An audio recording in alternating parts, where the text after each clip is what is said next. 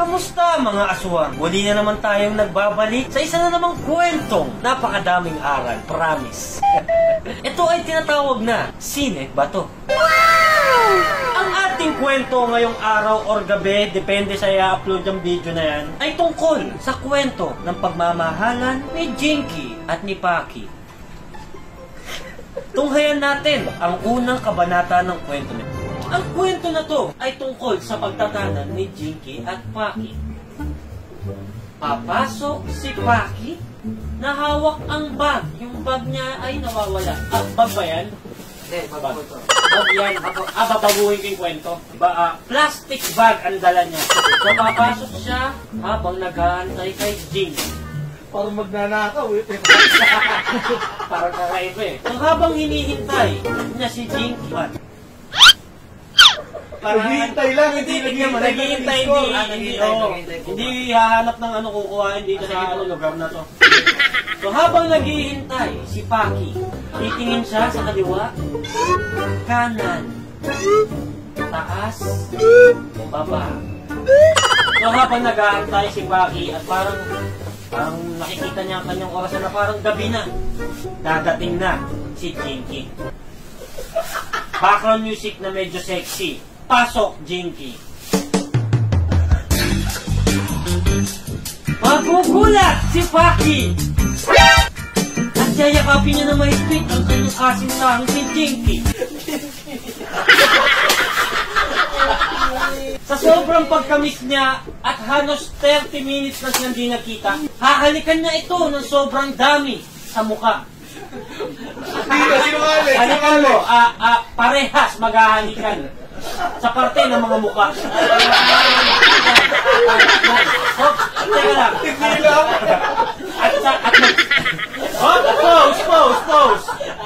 Pause. At biglang magsasabi si Paki na, bakit ngayon ka lang? Bakit ngayon ka lang? Kasi... Kayo nang bahala sa script din dalawa. Alam mo na, wala tayong trabaho ngayon, pandemic. Magkakwentuhan sila kung ano nga ba ang gagawin nilang pagtatanan. Ano ba gagawin natin pagtatanan? Wow, ang ganda ng emotion, ha? Binibigay. Ano ba gagawin natin pagtanan? Wow! Baka tapos pagka nagtanan tayo, isipin nila isa ako kayo, mabaki. Mahal naman eh. Di dahil mahal kita, okay lang. Kahit kalat-karing ka babae. Dahil nga sinabi ni Jinky na siya ay kalat-karing ng babae, kakalat ka rin ni Paki si Jinky.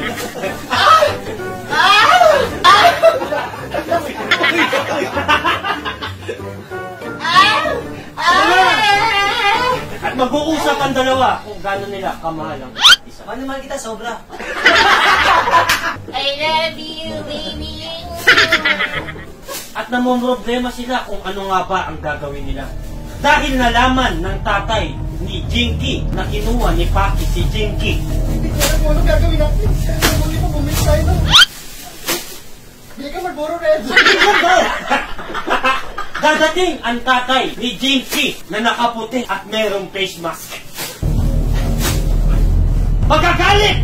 Tangina Gilio! Anong ginagawa mo rito? Mahal ko po siya! Wala kong pakit! Makakaso ka! O, ba't ka na dito? Anong ginagawa? Lahat ka ng nanay mo nagtanang ka dito sa didili mo ng tubig sa atin! Pa, mahal ko si Paki. Mahal ba anak ko? Opo, pa. Lakasan mo!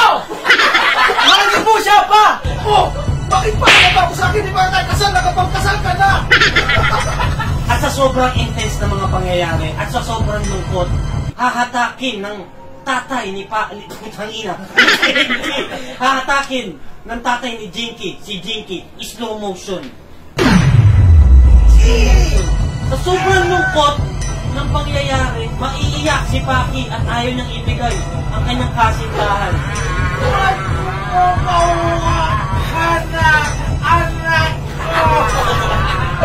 Ngunit, pause! Pagmamakaawa si Paki sa tatay ni Jinky, napabayaan na ang dalawang magsama. Go! Hindi slow mo, hindi slow mo. Mabilis na. Hindi ganyan, hindi sobrang bilis. Bilis, go. Ano ba? Hindi pwede. Ang anak ko, 14 pa lang, ikaw 27 ka na. Anong problema mo?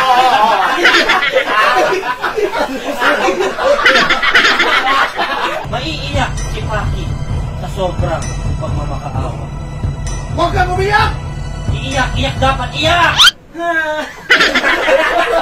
Sobrang nakakaiyak. Sobrang nakaiyak! Ngunit hindi pa rin papayag ang tatay ni Jinky. Ayoko! Hindi ako Bakit? makapayag ng mga kasal-kasal magtalantanan kayo! Pa, mahal ko siya! Wala akong pake! Mahal ko din ang anak ko! Hindi yung pwede kunin ang anak ko! Eh di kayo magsama! Ngunit, sa sobrang intense ng pangyayari, may papasok sa eksena. Isang naka-strike na lalaki. Pose muna, pose. Pose muna, pose. Magugulat ang lahat sa pumasok!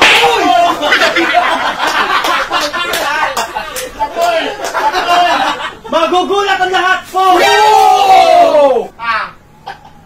At iihi lang pala to.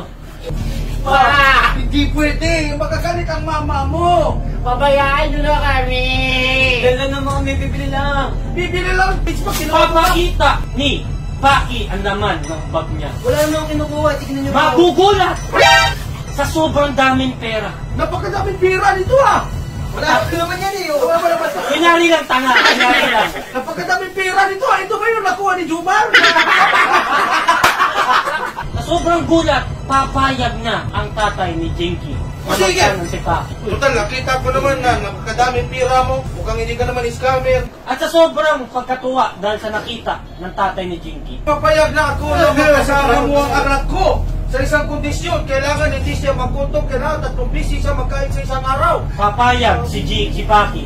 At dahil pumayag na magpapasalamat ang dalawa with hug and kiss. Salamat po, pa! Hug and kiss! Bakit? At aalis na ang tatay ni Paki pero kukuhain yung pera. Pa, salamat. Kami lang muna ito pira. Kailangan kasi palikulo. Kailangan anak ko sa'yo, akin pira mo. Naging Chinese ako. Aalis na, exit na. At sa sobrang pagkatuwa ng dalawa, magyayakap sila ulit. With kiss ulit, with kiss. With kiss.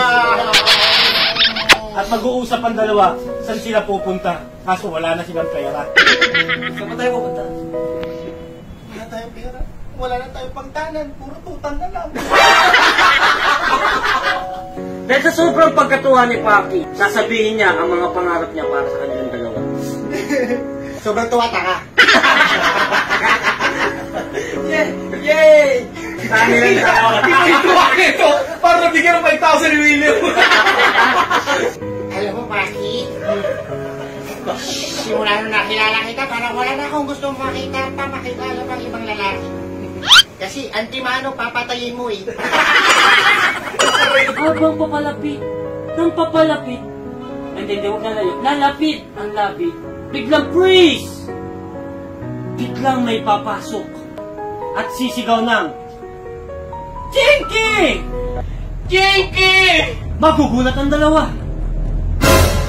Gulat pa!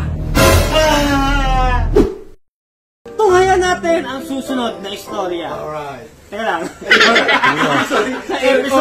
sa episode 2 ng pagmamahalan ni Jinky at ni Paki. Maraming salamat sa mga nanood, mga kaaswang. Ako ay magpapaalam na. And 3, 2, 1, come on!